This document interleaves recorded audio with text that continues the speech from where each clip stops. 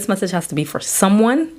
It's not even that long, but the amount of technical difficulties and interruptions I've had in recording a 10-minute message is wild to me. So if you haven't already, hit that subscribe button, like and share the content. I truly appreciate the support. I really hope it's encouraging you.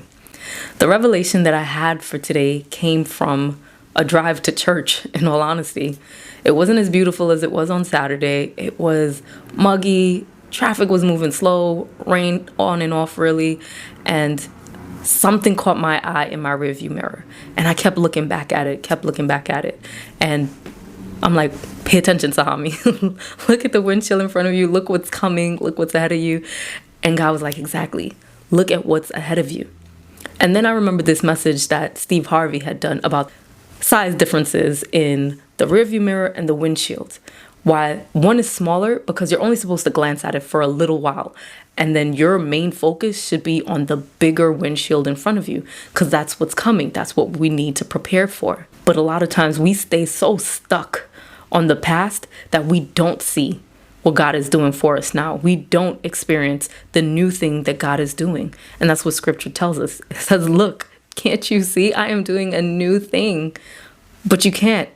Because we are stuck in the past on what hurt us, what destroyed us. Because I'm not going to take away from your experience. I'm not going to tell you that it's not that big of a deal. I'd be lying. I have been stuck in certain things that I look back at now like, really, Sahami? Like, what happened? Like, why did this take you so long to move on? Why? It's my perception. It was my mind. But me staying focused on that rear view mirror also brought a question to mind. How safe would you feel driving with someone that only focused on the rear view mirror? Hands on the wheels and they're like this. They don't know if they got to curve a little with the road. They don't know if somebody's swerving into their lane. They don't see if traffic is slowing down. They're like this, they're looking at what's behind them. I would not feel safe with someone driving like that, nor would I want to drive like that with other people in my car or just by myself. I'm going to hurt me. I'm going to hurt them, my property, the people around me, and it's just going to cause more issues for me in life. But if I just switch up my focus, if I can just pay attention to what's ahead of me, forgetting the things of the past, because that's what the Apostle Paul tells us to do. What I do is I lean in and reach out for what's ahead of me, forgetting what's in the past. Because God's not there. My provision is no longer there. There is nothing you've lost along this journey that you need to continue. If you needed it, trust me, God would have found a way to make sure that it is still with you. And that includes jobs, that includes business ideas, that includes people, relationships, family members. Yes, family members. I'm not speaking from someone who hasn't experienced loss. I wish my dad was here for all this. He spoke all of this over me back when I was in junior high. I hated being in front of a camera. I hated speaking in front of crowds. And this is what I do now for my passion. I have to have faith that if someone or something is no longer around me, it's because their time in my life is now over. That what they needed to develop in me, place inside of me, speak over me, it was done, regardless of how short a time I think that was. I wish my dad saw me to 30 at least, no? But I had to move past that. If I stayed stuck in that grief, I would have never developed. Awareness would never be a thing. The patients that I get to help and heal and move past their own trauma, they may still be in it. Not to say they're not other therapists, but the ones I specifically was allowed to be part of their journey, and I'm still part of some of their journeys. It wouldn't have happened if I stayed stuck in my grief, if I kept looking at this rearview mirror, wishing that I was in a time of my life that no longer was a reality for me. Is that what you're doing? Because a lot of times we're saying, Jesus, take the wheel. We got the memes, we put them up, we say it. But when Jesus takes the wheel, do you jump out the car and stay stuck where you picked Jesus up at?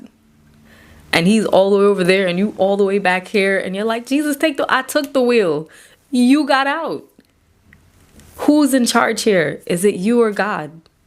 Do you really trust that he has the best for you? That his plans are to prosper you?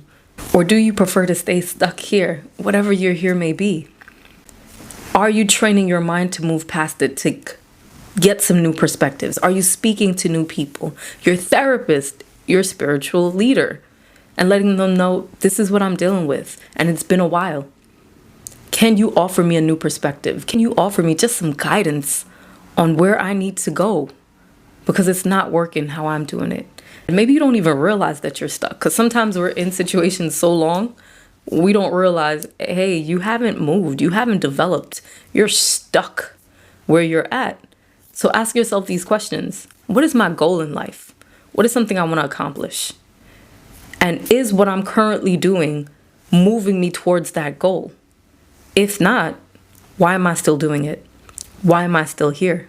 Because remember, our environments are the people we entertain, the events that we entertain. It's all of that. It's training our minds to say, this is okay, this is not okay. Because we've been in situations where we knew we were getting hurt, but for whatever reason, we stayed. And your mind was like, at first it was alarms, like red flags, red flags. And then it was, ooh, Six Flags, it's a whole ride. This is fun. But that's why the mind is such a powerful thing. That's why schizophrenia is such a strong illness. Can you imagine not being able to trust your own mind? Because it has you stuck in a reality that isn't real, that you're hearing things and you're seeing things, but they're not there. Imagine that you're watching this right now, whether on your computer, your tablet, your phone, whatever, and somebody passes you by and looks at you with a dazed look on your face, like, wait, what? What are you doing? And you're like, oh, I'm watching this. They're like, there's nothing on the screen. What do you mean? They're like, what do you mean? It's going to be a back and forth conversation because you're going to try to convince them that, yes, there is something on the screen. I'm watching this person. Can't you hear it? Can't you see it? And they're going to tell you no. That's what it's like. And that's probably a mild version of what they unfortunately go through. And please, if you are dealing with schizophrenia, don't let anyone shame you out of taking medication for that. Make sure that you're good and make sure that your loved ones are good. I remember I had a patient who, it took him a while.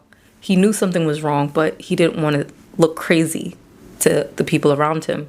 And he was experiencing schizophrenia, audio hallucinations telling him to hurt himself and hurt his loved ones. And he came in, he was just bawling. He was like, I don't want to feel like this no more. I don't want my family to not be safe around me. And we walked through it. I remember him showing there was a cut on his finger where he tried to cut his finger off because voices were telling him it's either them or you. And he chose what he felt was the lesser of two evils. I got him on the right meds. And he's doing better. The voices died down. He's also in therapy. His family is aware. They're giving him support. He's in the right environment. His mindset is being changed. He can tell when certain things are happening, like, wait, no, I can ask someone. This is what I'm thinking. Trusted people. This is what I'm perceiving this to be. Can you let me know? And eventually did get to a point where it wasn't happening. I pray that it's still the case for him and his family, that this is something that's more manageable. But that's what medication does. It helps you stay safe. It helps you live what you consider a normal life. So don't let anyone shame you out of taking medication for mental illness. If your leg is broken, arm is broken, and you have a cast, people are writing get well on it. That's where we need to move to. We are in 2023, about to be 2024. There shouldn't still be stigma on taking medication, especially when it's somebody's safety that's a concern. That's why the mind is such a powerful thing, and it's where we start when it comes to your healing. We're always asking you as therapists, as psychiatric providers, what are you thinking? What are you perceiving this to be? And I can let you know, person who has no skin in the game, essentially, I'm outside of what you're experiencing, and I can tell you, well, this is what I'm seeing. What do you think? So it's not affecting you negatively. But if you stay stuck in that past, if you're not willing to move forward into healing, it's going to be a tough ride. Jesus is a gentleman. He will knock at the door and wait for you to open and let him in. He's not going to force himself onto you. We have free will. So for those who are asking, well, why doesn't Jesus just make it better? God isn't going to do for you what he's equipped you to do for yourself. So when you're asking, dang, why did I hear that conversation? I wish I never saw that. Ignorance is bliss. But there's a reason why you did hear it, why you did see it. God is showing you that this is not where you need to be. My provision is no longer there. Maybe it was a good thing at one point in your life, but it no longer is, and we have to be willing to move.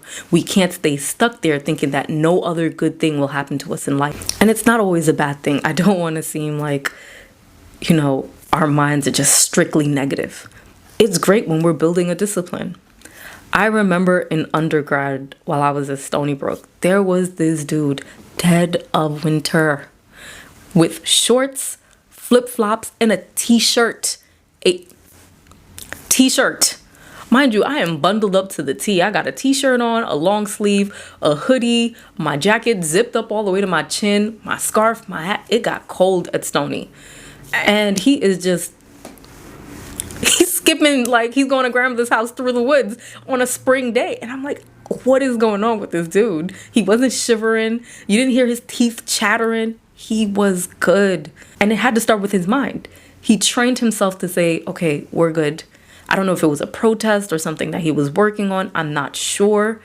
But he had to train himself to say, this environment that usually elicits this response is not the response we're going to give it anymore. We're going to move away from that. We're going to build this discipline to where we're okay when we hit this environment.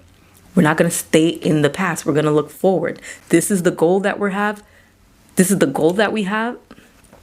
This is the goal that we have. And this is what we're going to do. Think of athletes who do ice baths. They go through this intense training and then they dip themselves in this ice cold water to recover so they can go right back at it. They are building a discipline. It's not something they jumped up and did one day with no issues. No, they built to that. They started with their mind and then they moved on. Imagine if they did all this training, got all this discipline, all this endurance, and just stayed in the ice bath or just stayed in the locker room. You would look at them like, what was that training for? What were you building for? It's the same thing when you stay stuck in that past and refuse to move on. Okay, you experienced that hurt. You experienced the job loss. What's next? I'm not saying push your way into something. Heal. Healing is part of that what's next. It doesn't have to be the next job, the next relationship, the next church, because we experience church hurt and we think, well, I just need to move out of here. That's not always the case. Let's heal and move on. Pray on it. Talk about it in therapy. Talk to your loved ones. Get in the right environments and move past this. Don't stay stuck looking at that rearview mirror in your life. You're stopping the hand of God from doing what it's supposed to do. Faith is voice activated. Faith without works is dead. Speak on that thing and then take the step to do it.